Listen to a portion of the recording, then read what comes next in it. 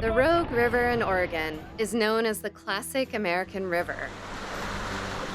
As one of the first rivers protected by Wild and Scenic designation, its beauty and health have been preserved for future generations. Come adventure with us down this iconic landscape. You know, it's funny because on all rivers, there's little secret spots with little collections from river runners.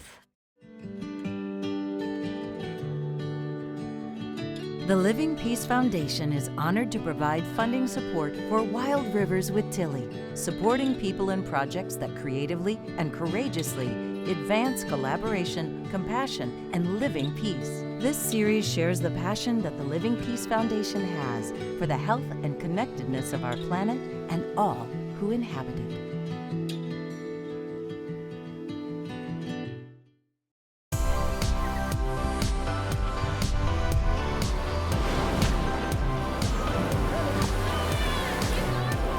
I am veteran river guide and conservationist Tillie Walton. Join me as I lead different groups down the great rivers of the American West.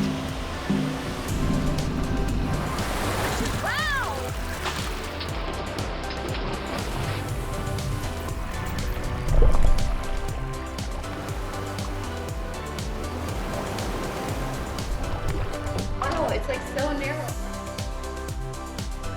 We're driving.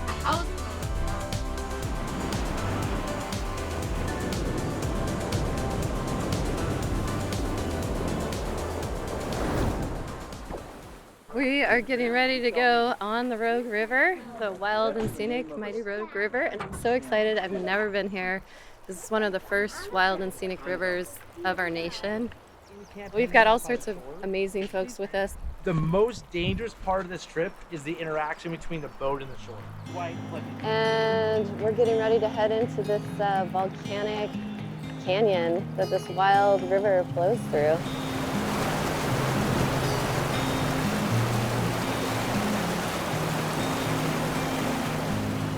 This is one of the classic wild rivers of the West.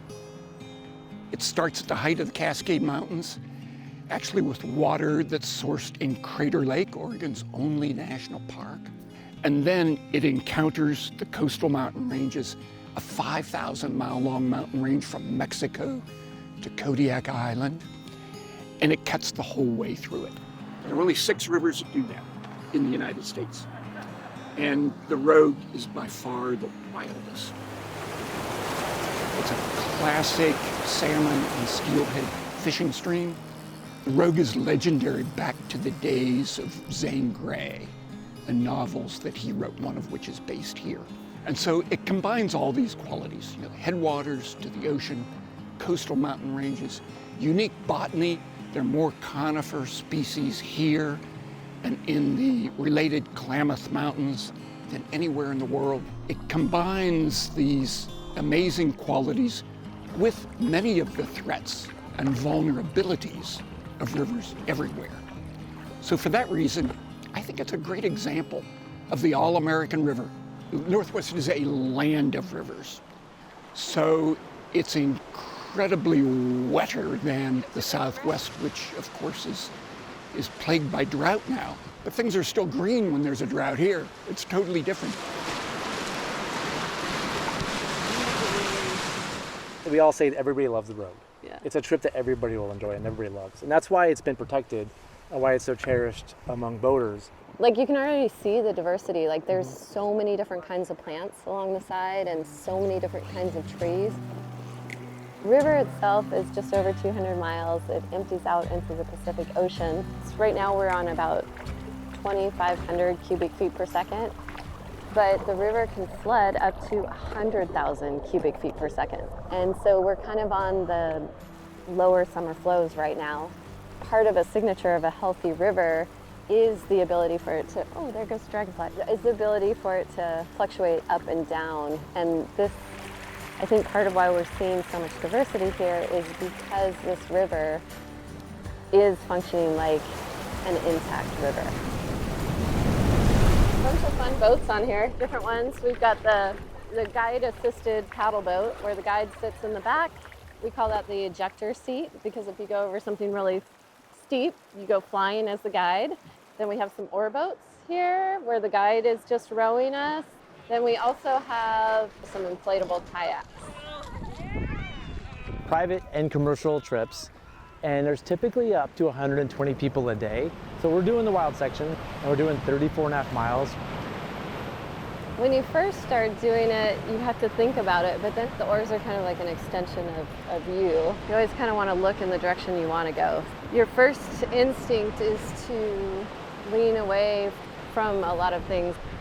You have to lean into the things that you might not want to lean into, and you're much better off that way. Well, compared to like the rivers I've been running for a long time, there's like way more rocks. Like this is how I started out, was on more technical rivers. And then for years, I've just been in big water where there are no rocks. You know, I think the great thing about water is you always just have to remember that it's in control and that you're not in control.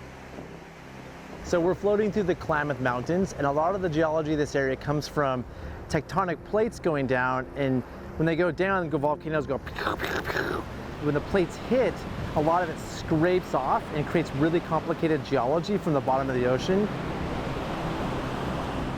I mean, rapids are basically made of rocks and water, and so the challenges are typically holes or hydraulics, which are just big white fluffy things. Sometimes we go through them, but a lot of times we avoid them. And then rocks we can run up against, and they can cause a boat to wrap or flip. So our goal is to avoid big rocks sideways. It's the Rogue River, named after the Rogue Indians. The Rogue is classic among America's wild and scenic rivers, which is a designation by Congress from an act passed in 1968, the Lyndon Johnson administration, and it designated 8 major rivers, 12 counting tributaries. So when this idea was born through a couple of wildlife biologists, John and Frank Craighead, they had the Rogue in mind among a few other of the Great Western rivers for designation. But because this river can symbolize all of them, so if everybody in America can look at this river and see its beauty and see its fish and its wildlife and the wonderful rapids and the clean water, and realize that all those values are worth protecting, then the Rogue has made a contribution. Rivers are the lifelines. Rivers are the most critical part of the ecosystem. As travelers, even as river runners, so connected to the water in these places, we can't even begin to imagine the type of connection that people have had for generations beyond generations, going back thousands and thousands of years. The Rogue River is very important to our people because our people had lived here for thousands of years in specific places. Each village maintained a territory, acorn gathering areas. Up the hill here we have sugar pine trees with big long cones. That was a food source.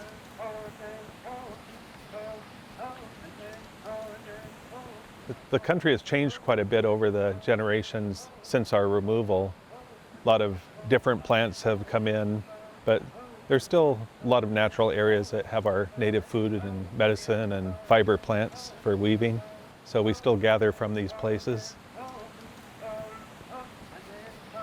Our Confederated Tribes of Siletz Indians have dozens of ancestral tribes and bands, even though through treaty agreements, federal Indian policy, we lost title to the place. We still feel those deep connections. My great-grandpa and his uncle and their families tried to move back down here to Applegate River country, but they said things had changed so much that they couldn't even distinguish a lot of the landmarks. From logging and clearing of land for farming and mining activity.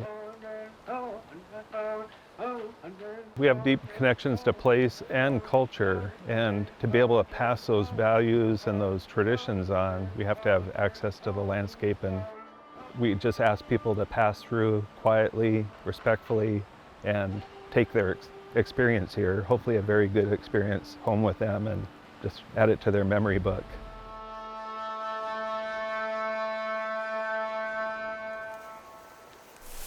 Pulling invasive, non-native star thistle. Some of those can like dominate what was a native plant community, and it's pretty bad right here with star thistle, especially just up behind you here. It's pretty thick with it. Doing something to take care of it, enhance it, leave it better than when they got there.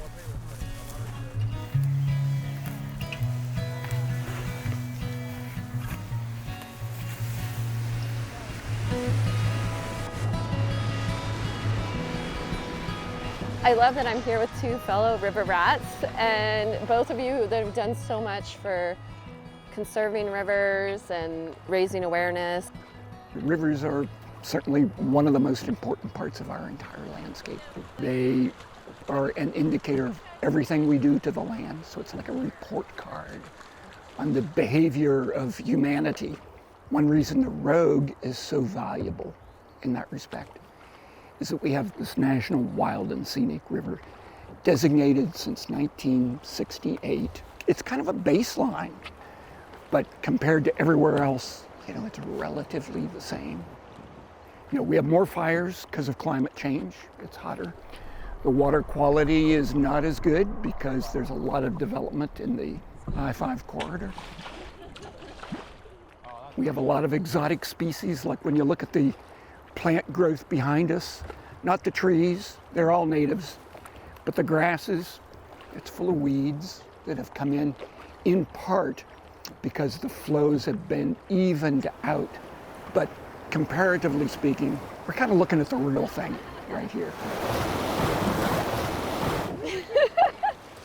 And now we get the joys of sailing.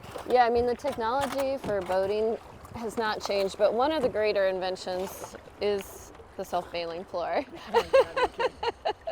And this is really old school. Like, it's got the straps for putting your feet in when you're to hold on to and everything.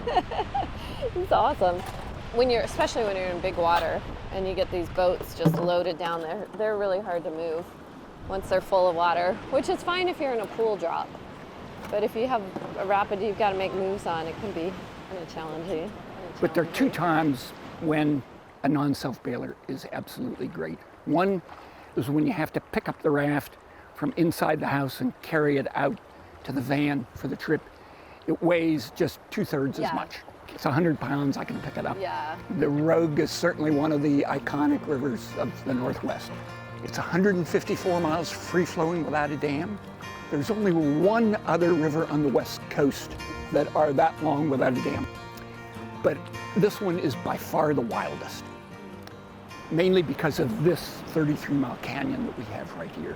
There's nothing that really signifies life more than a river. The whole landscape is beautiful, but the river's moving. It's got a life of its own. And that life of its own is so indicative of all the rest of life, too. The salmon are coming back on their spawning journey of 200 miles. Imagine that, coming out of the ocean into this river and knowing that home where they were born is 200 miles upstream. So the river signifies all that life and determination it makes a river really valuable to civilization. To have this landscape here for everybody to come to and be inspired by. Not just to care for it, but to care for our own lives. Because you can see our lives are reflected in the water, really. And our civilization is reflected in the water and in everything we see in the water.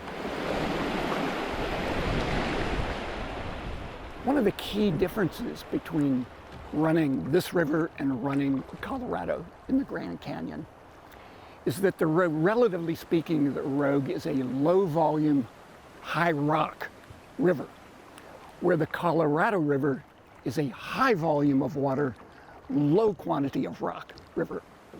So what that means to the river runner is that here we have to be nimble and able to evade hazards as they come up, to quick dash left or right to miss a rock or a big hole, and then get back in the channel. Whereas in the Colorado, setup is everything. Once you enter a big rapid on the Colorado, your fate is pretty much sealed because there's so much water, you can't get out of it. How old are you? I'm 21. Awesome. Yeah. And you started when? When I was 20, so this is my second season. I love that. I started when I was 19. I'm third generation river runner. So I did my first river trip, I had my 9th birthday on the river. And that was cool. They tried to do ice cream. They did dry ice and it just carbonated it. It didn't make it good at all. What moment did you know that this was for you? That didn't come until I was 18. I did a self-supported paddleboarding trip. And that was when I first felt like self-reliant on the river. Another skill with rafting is parking the beast. Because that is hard. I guess we're going on an adventure swim, adventure hike. Yeah, this is one of the best part of river trips is all the excursions we get to do. Being isolated with people on the river, away from distraction and just like relying on this is a connection that you really only get when you're with people doing it.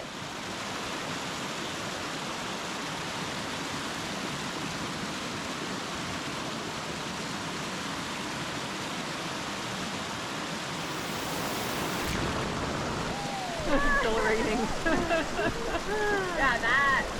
We basically had a rock slide. That was awesome.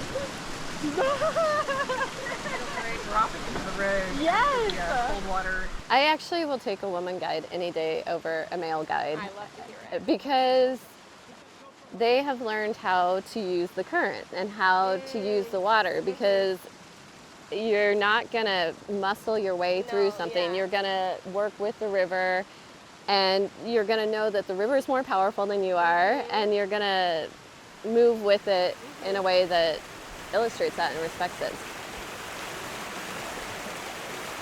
There's nothing like spending a day and a night on a river, getting into river time.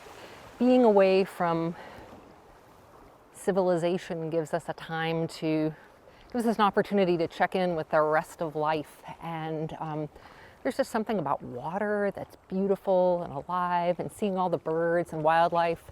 You just realize that rivers are the center of so much. The quintessential river duck is the merganser. They are at home in rivers, so they're wonderful animals to see here. Describe for us, like, what's river time? Well, when you're out on a long river trip like this, sometimes people take off their watches entirely, but you tend to get up when the sun rises, and you're on a schedule that has more to do with just how long it takes to do what the chores are. People don't pay attention to clock time at all, and there's just something that's so wonderful about being away from that press and rush that the rest of our society puts on us all the time. Hot coffee, dry clothes, clean underwear. Set.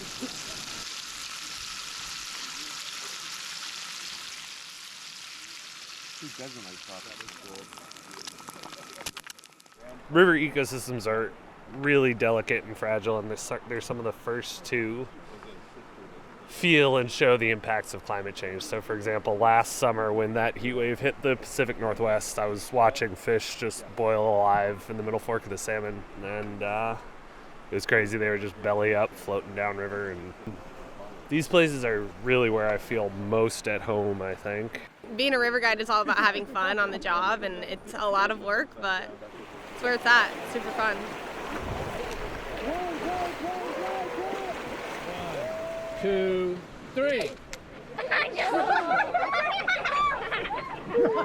don't think it worked.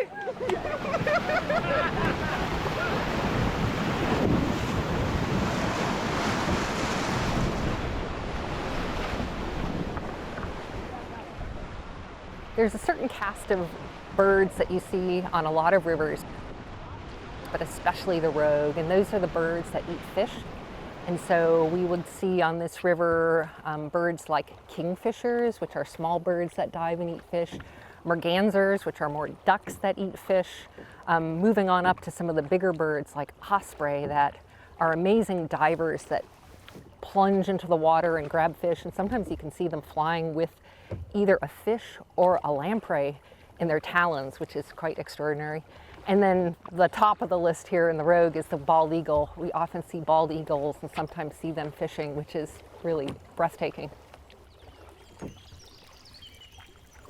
I started as a canoeist and then a kayaker, and then I realized, gosh, if I want to run these trips, I better learn how to raft too, so I can carry gear. And there weren't a lot of women guides at that time. It is a very male world, and because it sort of seems like rowing these big rafts requires a lot of strength, you would sort of think, oh, this is going to be something that guys are better at. But we did learn our way of doing it, and I think it's just sometimes we have to take a few steps ahead, think farther ahead, get the boat into the current, line it up, and of course we did just great, doing that. So it was fun.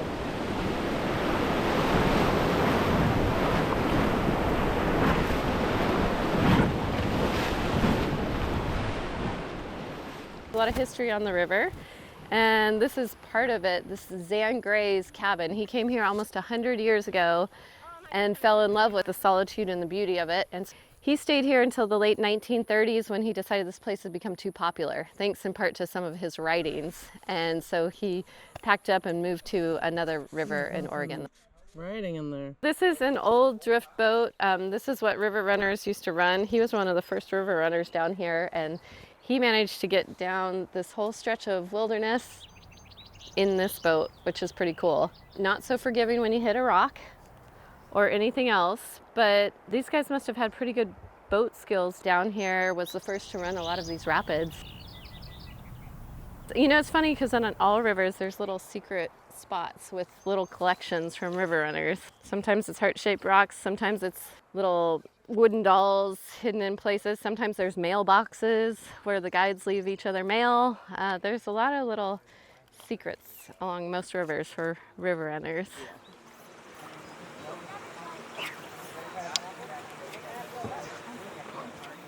I'm a fishing guide, I'm a fisherman, I'm a waterman. My earliest memories, I was asked again, where's that connection start? And that was with my uncles who were charter boat skippers down in Florida. So that passage in Ernest Hemingway's Old Man and the Sea where he talks about a bonito thumping the deck and the sound and the fury of it all at the age of about 3, that's when it started for me. The fishing has become an excuse to go exploring and to explore a waterway like this I've never been on, but it's fun. A lot of people get up in the morning and do yoga, something like that, maybe meditate. The rhythm of this, the poetry of it, I get up in the morning and I like to cast. Even if I have that gut feeling I'm not catching anything, the casting itself, and watching the movement of the river, my fly across the river. What better way to start the day?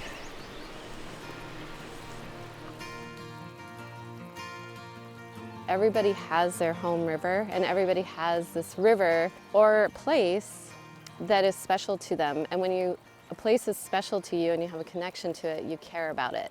And when you care about it, you inspire others to care about it. For many, this is the iconic American river here because it does have Wild and Scenic designation.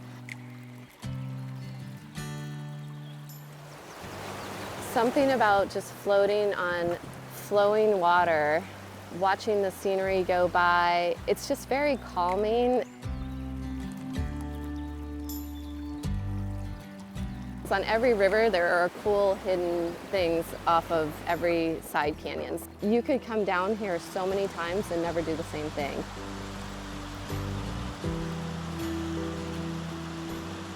Traveling by river is the most special way to camp. The river is your mode of transportation, and you don't have to carry your gear, and you get into these incredibly wild, pristine, remote areas where nobody else is around, and it's just stunning.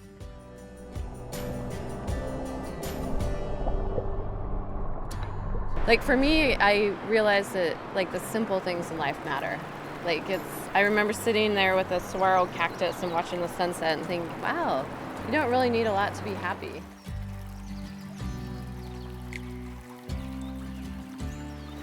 People need wilderness. People need places where they can come and be on water and check out and have fun and be with friends. And there are so few places left where we can actually have a multi-day float, because there's usually a dam along a river that blocks the flow. To have this and have it intact and available with warm summer weather, beautiful water, fun rapids, you know, it's really a unique experience to be able to have.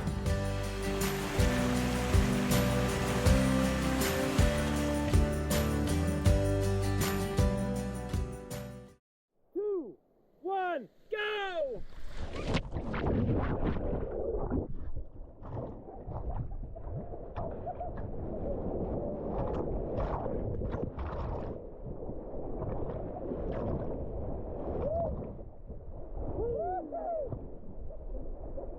Come on up, come on up!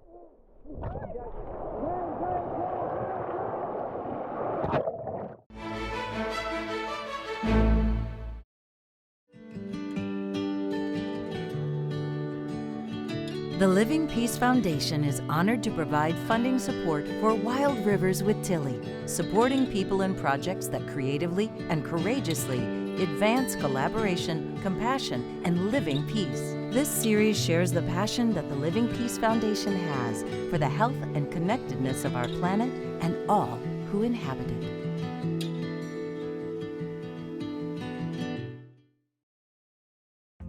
I invite you to visit us at wildriverswithtillie.org for wildriverswithtillie.com.